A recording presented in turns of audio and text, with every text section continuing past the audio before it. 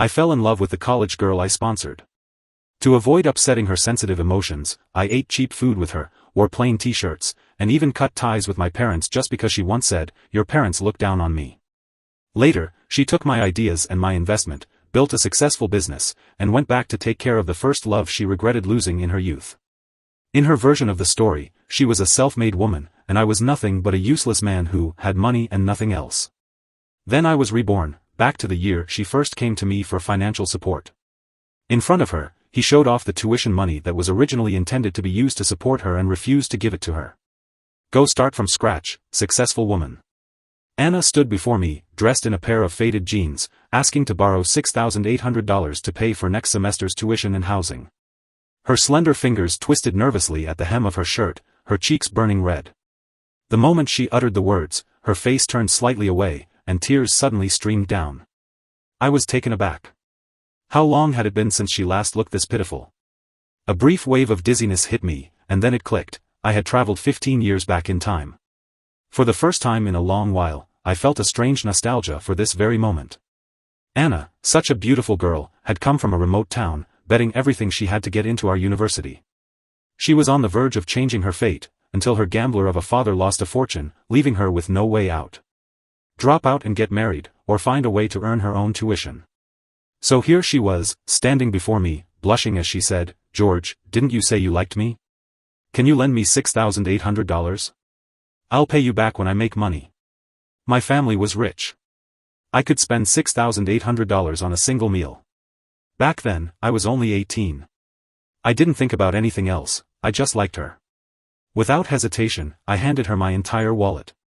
Anna carefully counted out $6,800 from my wallet and took it out without taking a penny more. She wrote an IOU, pressed her fingerprint onto it, and promised she'd pay me back one day. Later, she worked herself to the bone, tutoring, handing out flyers, wearing a heavy mascot suit under the scorching sun, pushing herself to the point of heatstroke, to the point of collapse, just to earn $30. And why was I able to take her to the hospital that day? Because I was the other mascot standing beside her. I watched her. I just kept watching her. I loved her so much. She was beautiful, brilliant, relentless, burning with an unyielding vitality. She was different from every girl I knew.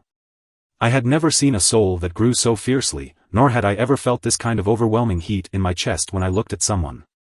To save money, Anna survived on nothing but bread, 3 meals a day. It broke my heart. I grabbed her meal card and loaded it with $10,000. She snatched the card and threw it to the ground, jabbing a finger at me as she yelled, "George, who the hell do you think you are? If you've got guts, try chasing a woman without using your daddy's money. You think money makes you special?" Anna tilted her chin, looking down at me. "George, maybe you're somebody on this campus, with all your followers and girls circling you, but to me? You're nothing." Her words hit me hard. I couldn't hold back my tears. 15 years had passed, yet even now, thinking about it still hurt. Anna eventually paid back the $6,800. Her back was straight, her posture firm. I said, "You didn't have to. You know I." Anna cut me off. Because that would have changed things between us. I met Anna in my freshman year. It wasn't until senior year that we officially got together. I had chased her for 4 years. At the time, she had just started her own business, an Amazon store selling women's clothing.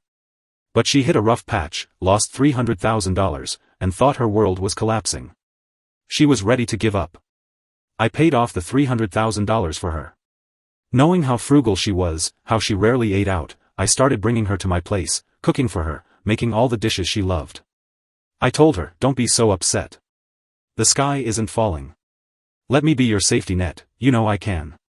Anna kept drinking, one glass after another. She covered her eyes with one hand, and before long, tears slipped through her fingers. "George, what am I supposed to do? Is this how my life is going to be?" I couldn't help myself, I pulled her into my arms. She trembled as she cried against my chest, but she didn't push me away. And from there, things unfolded naturally. I held her. Like I was holding the whole world. I thought I would cherish her, keep her safe in the palm of my hand.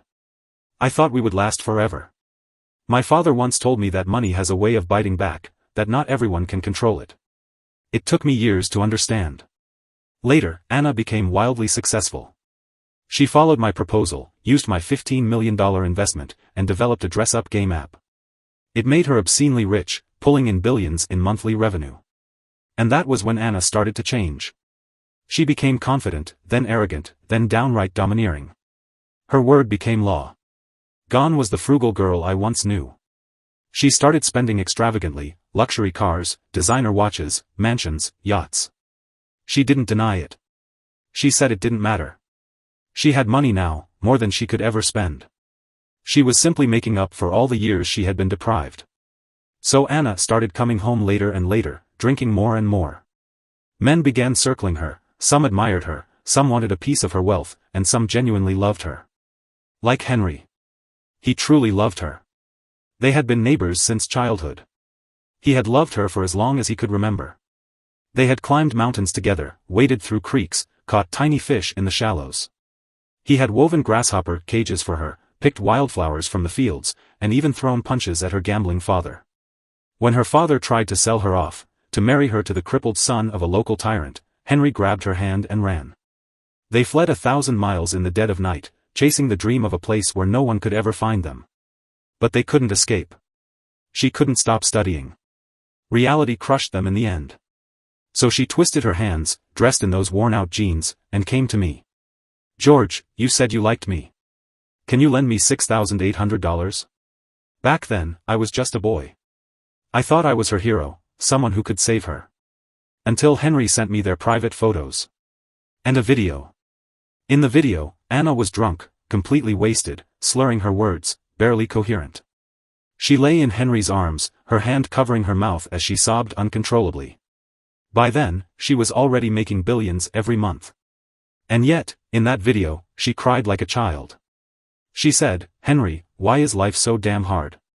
Why are some people born with everything, while people like us have to fight just to survive?" She closed her eyes and whispered, "Henry, I can't accept this." Then she laughed bitterly and shook her head. "Is George even that great?" She scoffed. "No. George is nothing special. He's just an ordinary man. If it weren't for the confidence his father's money gives him, I wouldn't even spare him a glance. He disgusts me." She lifted her head to look at Henry. Her fingers traced the empty sleeve of his shirt. Yes. Henry never made it to college. He ended up in a steel mill, lost his arm in a factory accident, and spent every last cent he had on Anna, so she could eat, so she could live. And Anna accepted his money without hesitation. Yet she never took a single dollar from me. I used to think it was pride, integrity, a refusal to be dependent on anyone. But no. It was never about that. It was because she had someone else in her heart. Because she was saving herself for him. Anna pressed the rim of her wine glass against her cheek, smiling at Henry. "Henry, we were so good together when we were kids. But in the end, we never made it, did we?" She laughed, then suddenly, she was crying again. "Henry, why didn't you want me back then? Was I not good enough? Not pretty enough?" Henry let out a bitter smile. "No.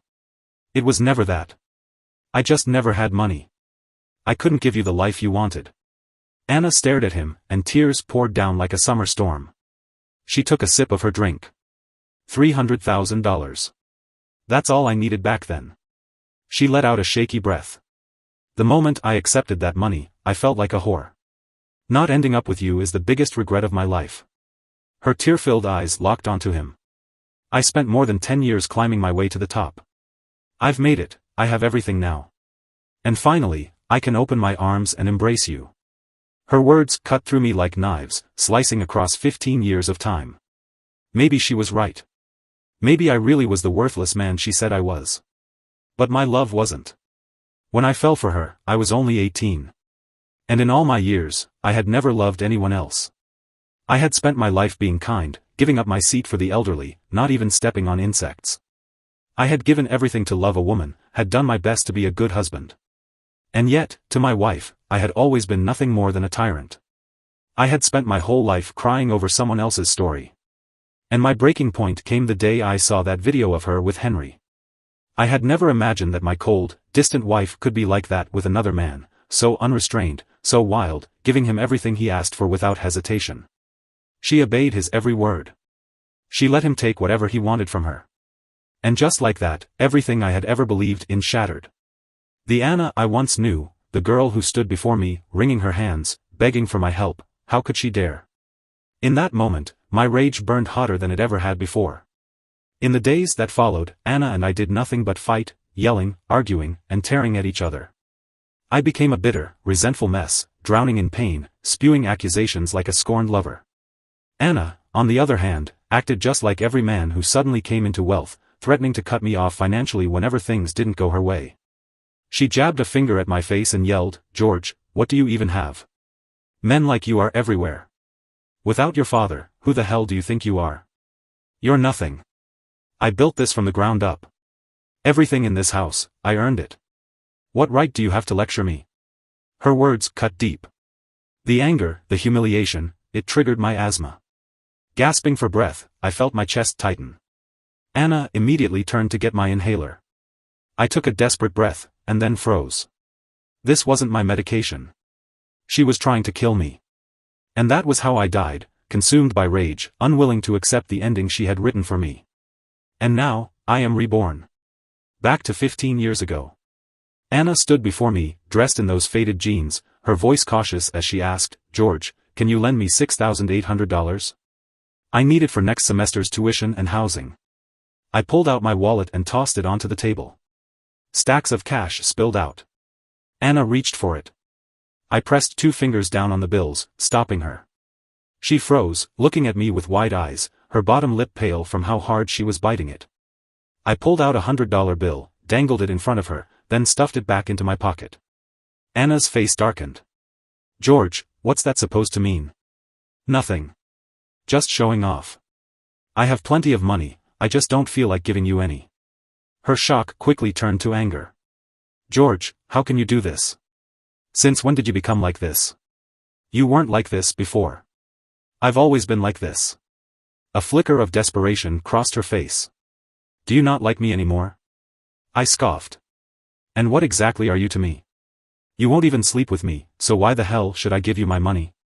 Anna's face turned bright red.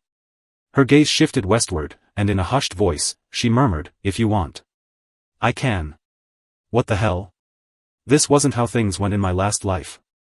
Where was her pride? Her arrogance? The way she used to hold her head high? What about her unwavering love for Henry, her so-called devotion, her refusal to compromise herself? I leaned back and said, "If you're that desperate, go ask Henry. He should be in the steel mill right about now, lost an arm in an accident. Maybe he got some workers' compensation. Go ask him." Anna's eyes widened in shock. "You know about Henry? Wait, don't tell me, you were reborn too?" So that's how it was. She had been reborn as well. Which meant she had died too. I found the whole thing pretty dull, honestly. What did it have to do with me? I waved a hand dismissively. "Let her go." Anna clutched my sleeve, shaking her head. "George, don't do this to me. I like you. I really, really like you." I felt nothing but irritation. I let out a dry chuckle, cupped her face in my hands, and studied her. "Anna, do I look that easy to fool?" I tilted my head, feigning curiosity. "You're honestly pretty boring right now. At least in the last life, I had a little respect for your pride. But this time around, you're just trying to scam me for money?" Her tears fell instantly, streaming down her face. So annoying. I went home to see my parents. Mom had made a whole table full of food. She spoke to me carefully, hesitantly. "George, there must be some pretty girls at your school, right?" I knew what she was really asking. Someone must have told her that I was chasing after a poor girl. I picked up a piece of steak and said, "Mom, don't think too much. Haven't you always wanted me to marry a girl from the Morgan family? I think you are right. It is better to be with someone with the same background. If two people have different ideas, they will never truly understand each other. Even if they force it, they will break up in the end." I could visibly see the relief wash over her. And just like that, my nose stung with emotion. In my last life, I had brought Anna home, proudly introducing her as their future daughter-in-law. My parents hadn't liked her, but they kept their feelings to themselves. Back then, I had a matching silver ring on my hand, one that paired with Anna's. It had cost $19.99 for the set. Anna had bought it for me with the first bit of money she earned after I paid off her $300,000 debt and helped her restart her Amazon store. I had been so stupidly happy. My mother had looked at the rings and frowned. She had assumed I was the one who bought them. Couple rings? Silver isn't good. She smiled, heading to her jewelry box. I have a pair of heirloom jade rings. Take them instead. I had reached out, about to thank her. But before I could, Anna's expression shifted. Without saying a word, she took off the silver ring on her finger, walked straight to the window, and smashed the silver ring with a fire extinguisher. The loud crack startled my mother so badly she nearly gasped aloud. My father was furious. He pointed a finger at me and roared, "George! If you insist on marrying this woman, then don't ever come back to see me again." Anna just stood there, her eyes cold and calculating, watching me. I had a huge falling out with my family that night. I cut ties with them completely. I shouted, "You people are so arrogant. Just because you have money, you think you can look down on others? I'm warning you, don't underestimate a young man just because he's broke." So when we got married, neither of my parents came to the wedding. And 6 years later, when my father was dying of cancer, his last words were to make sure I wasn't allowed at his funeral. Looking back now, I was a complete idiot. In this life, I put on the jade ring my mother gave me and went to see Selena Morgan, because this time, I was going to find myself a good wife. Selena was the only daughter of the Morgan family. Beautiful, well-bred. She used to follow me around, calling my name sweetly. And how did I treat her back then? I ignored her. Worse, the one time Anna was upset with me and gave me the cold shoulder, I overcompensated by slapping Selena across the face and yelling, "Are you out of your mind? So desperate for a man that you've lost it?" Looking back, I owed her an apology. Because she never married. She had loved me for years, yet I never gave her a second thought. This time, when I invited her to dinner, she was thrilled. And, to my surprise, so was I. At the restaurant, I slipped one of the jade rings onto her hand. She was stunned. "George, this is too valuable. I can't accept it." I smiled. "It's fine. Take it." She hesitated but eventually accepted it. Then, blushing, she pulled a Vacheron Constantin watch from her purse and fastened it onto my wrist. "This was supposed to be my father's birthday present," she murmured, "but I'll pick something else for him later. For now, think of this as my gift to you." I laughed, a deep, carefree laugh. The food was amazing. The watch was exquisite. Back then, just to accommodate Anna, her feelings, her pride, I hadn't stepped foot in a decent restaurant for 7 years. I had forced myself to eat cheap, disgusting meals with a smile, pretending I didn't care, pretending expensive food didn't tempt me. Even when I choked down the worst bowl of overcooked, salty noodles, I had to act like it was the best thing I'd ever tasted. It was only my mother who secretly slipped me money, worried I wasn't eating well. Looking back, I didn't just feel sorry for Selena. I felt sorry for myself. After dinner, I invited Selena to a movie. But the moment we stepped out of the restaurant, we ran into Anna. Selena clung to my arm, frowning. "Who is she?" Anna stormed toward her, hand raised for a slap. I caught her wrist mid-air. "Who do you think you are?" My voice was cold. Anna's face twisted with venomous hatred. "George," she spat out, "I knew it. You two were having an affair in your past life." I felt my patience snap. God, she was so annoying. "And what the hell does that have to do with you?" I shoved her aside. She reached for me again, desperate. I shook her off. "Stop dreaming, Anna. You're not getting a single cent from me. You think you're worth it?" Selena frowned, confused. "What money? Who is she?" I smirked.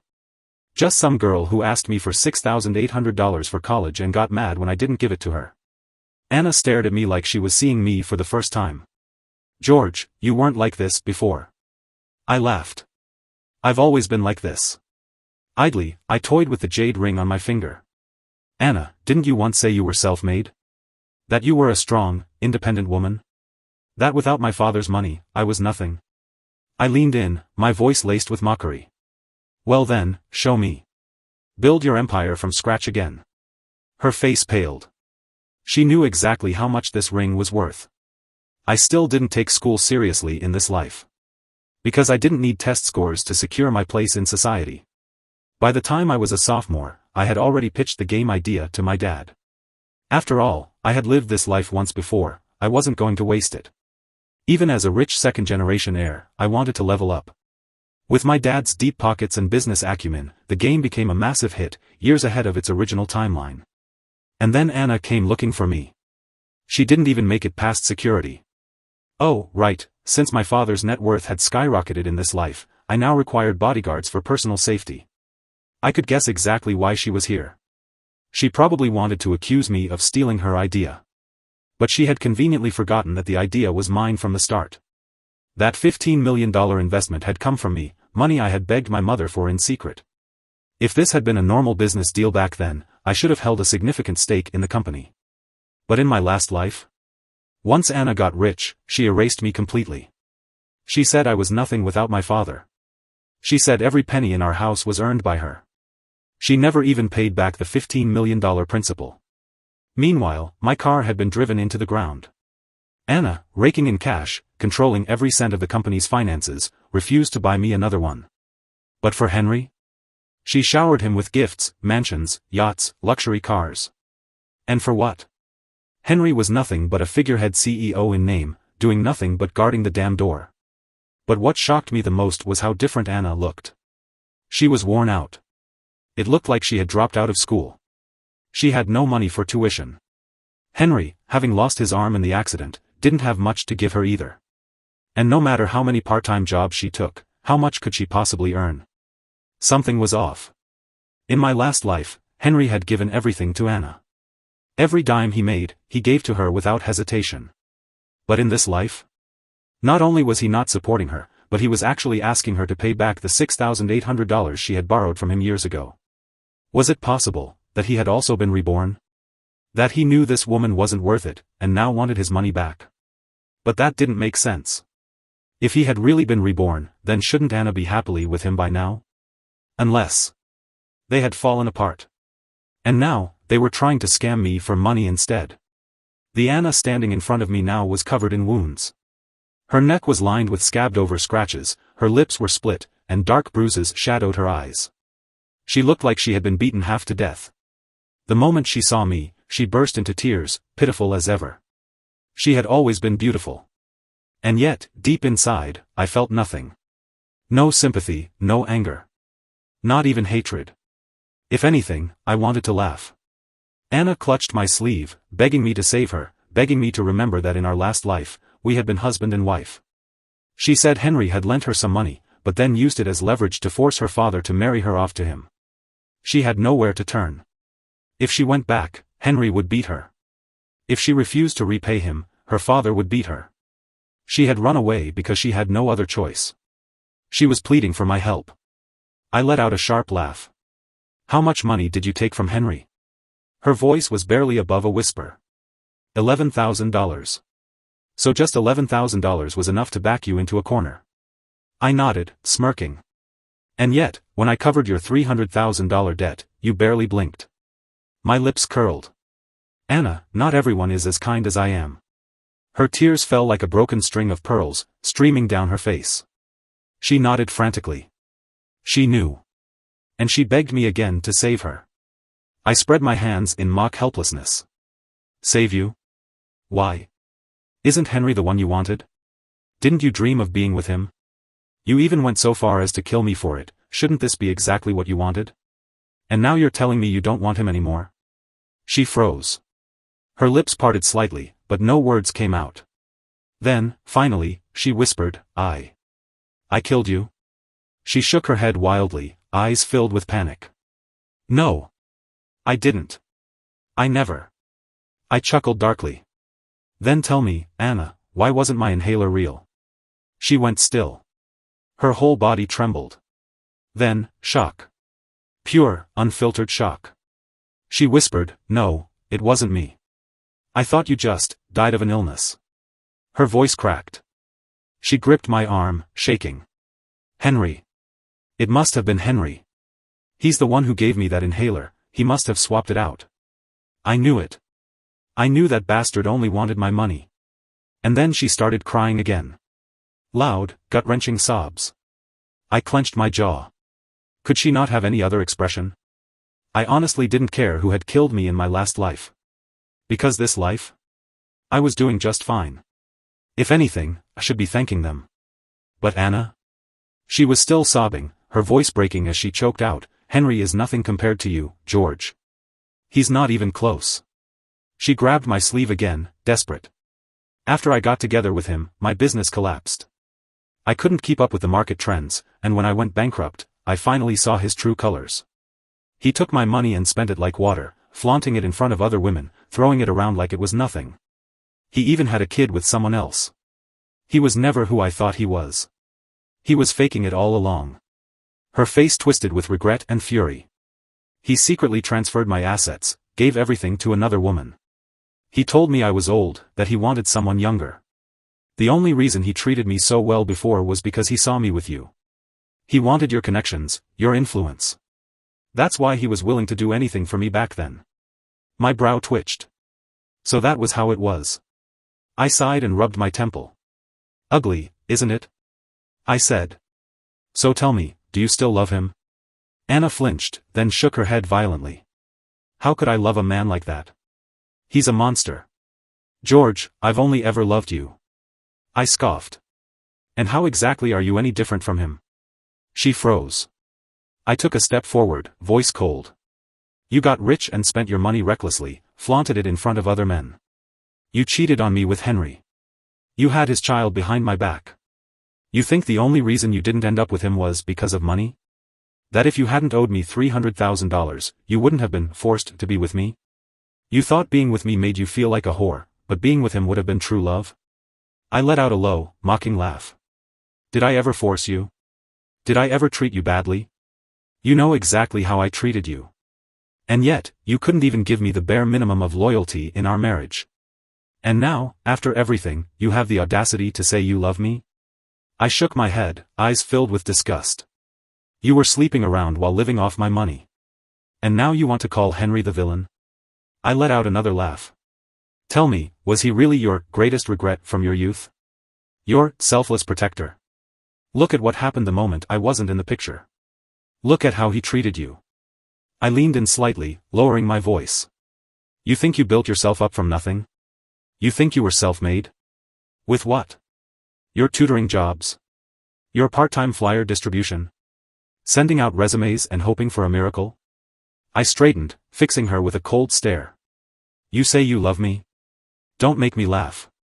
There are plenty of women who love me. With or without you, I would still be me. In fact, I'd be better off.